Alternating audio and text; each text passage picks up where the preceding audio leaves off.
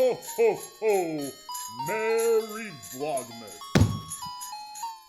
Hey, what's going on? Welcome back to the channel. My name's Griffin, and this is Griffin Projects, and we're in the shop for Vlogmas day number 2. You're probably thinking, Griffin, the backdrop, really? A bar, first night, the supply store the next day? Well, I'm very strategically placed here in the shop, so that way you can't see any of the new equipment or how things are set up, because I'm going to do, for another Vlogmas episode, a new tour of the shop, which is pretty exciting. So make sure that you're subscribed for that. I'm so stoked.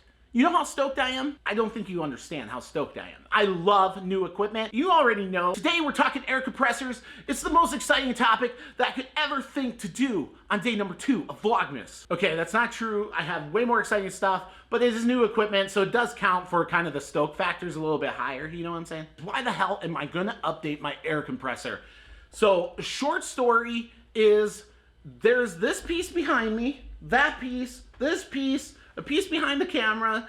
There's a lot of stuff here that needs to be finished, and turns out I hate using a brush, and I even dislike the rub-on techniques and all that stuff. Like, I do them. I've had to do them. That's not my preferred way. And in fact, I think I was actually ruined because the very first major piece other than the bookcase that I did at this makerspace. And this makerspace was an awesome shop. It was set up awesome. Now, the makerspace community was kind of lackluster. The point is, his shop was set up awesome, and he had a spray booth or a spray room down in the basement of this old building where his shop was in. This old building had like vents to the outside. He put an exhaust fan in the like vent to the outside, and it made a perfect spray room. In fact, I got the best finish on the pieces that I did there. Anyway, I digress.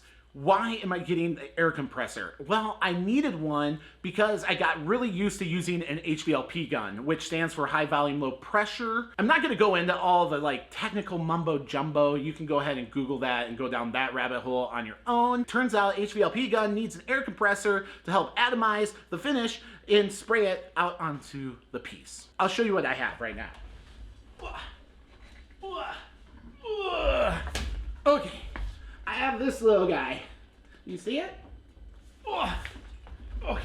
This little guy has been a trooper. Truth be told, I don't use an air compressor for a lot. I don't have a lot of air tools. In fact, I have 2 major air tools. The pin nailer and this guy. That's right, just an air blower. Ultimately, I'm really good at justifying new equipment purchases. I think that's the ultimate reason, or the real reason. A couple weeks ago, I came into the shop and then I was like doing stuff, right? And I went to go use the miter saw. I went ahead and pressed the button, like the trigger, and it didn't work. And I was immediately, the first thought that came into my head was, you know what? It's broken. It's time to get a Festool Capex. Yep. Turns out it was just not plugged in because I had moved the thing around and anyway, it was fine. So no Festool Capex here, unfortunately. Someday. I needed to find a solution, so immediately, of course, my brain goes to Fuji spray. I could totally use a Q5 right now. Unfortunately, the budget does not allow for a Fuji spray Q5 purchase at this current time. However, Fuji spray, if you're watching this video, slide into my DMs, please. I will say this with all 100% certainty. I am the best evangelist of a product ever. Anyway, okay. With that being said, I went into the purchase of a new air compressor with 4 major criteria that I needed to fulfill. 1, it needed to be able to handle the cheap HVLP gun that I had. It required something like 4.5 or 5.5 CFM and at least 20 gallons. Okay, number 2, that I wanted to stay below the price point of $500. Okay, number 3 is I wanted it to be a little bit quieter. This little guy, he might be small, but he's really mighty loud, you know what I'm saying? And the 4th one that I really liked, and actually this is by far like leveled the playing field for all the different options, was I wanted to be able to pick it up locally. Now that only really left 3 options, and I'll leave them down below, you can see it in the description, is a Dewalt version, like a quiet, almost 30 gallon, something around 30 gallon. A second one was the Kobalt Quiet Tech 26 gallon air compressor. And then the final option was the Harbor Freight Fortress Ultra Quiet 26 gallon air compressor.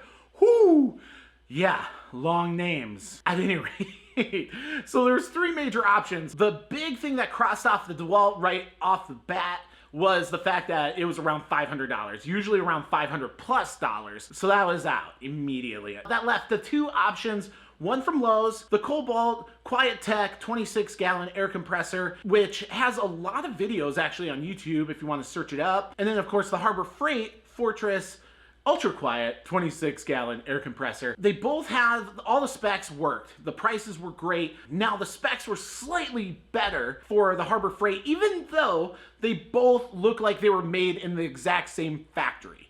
I cannot be the only one that says that, right? Like, you see something and you're like, this and this are pretty much the exact same, two different brands or whatever, and you go, oh, well, they're basically the same thing. They're made in the same factory.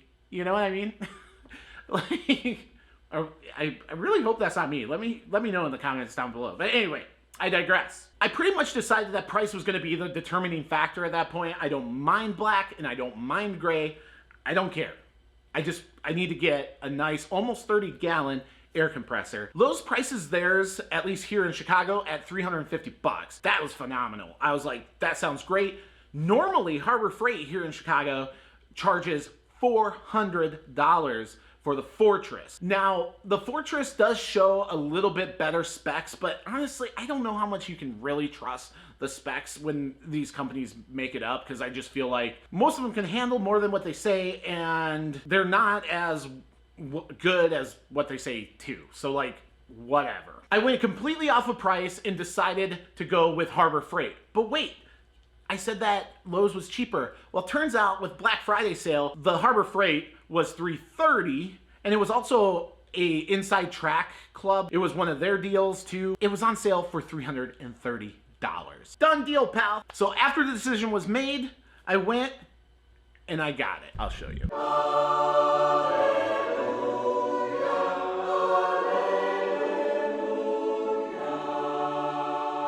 So pretty exciting stuff, right?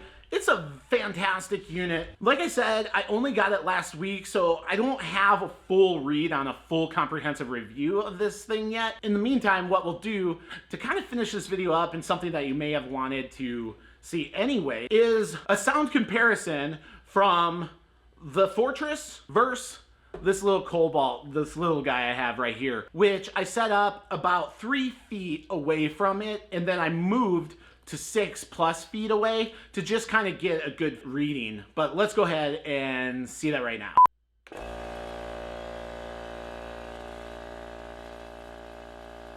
Okay, the thing is loud, okay? 90+ decibels. We all know these little guys, they're loud. If it's not a California Air or a knockoff of California Air or whatever, that's no surprise. Now let's go to the Ultra Quiet Fortress over here. This one's rated just like the Kobalt for somewhere around 69 or 70, and I don't recall seeing at what distance. So I just did 3 feet for the small little Kobalt and 3 feet for the Ultra Quiet Fortress over here. So let's check that one out.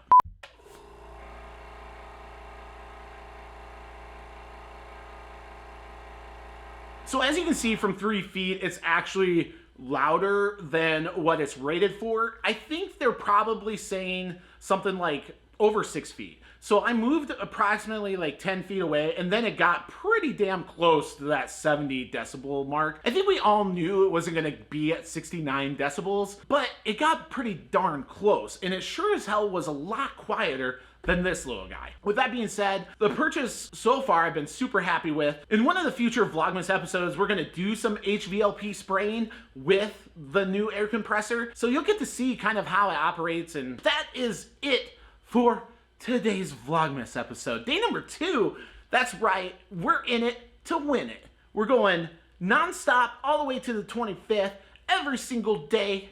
Be looking for it. Make sure you're subscribed. If you like the video, hit like down below, and I'll see you tomorrow.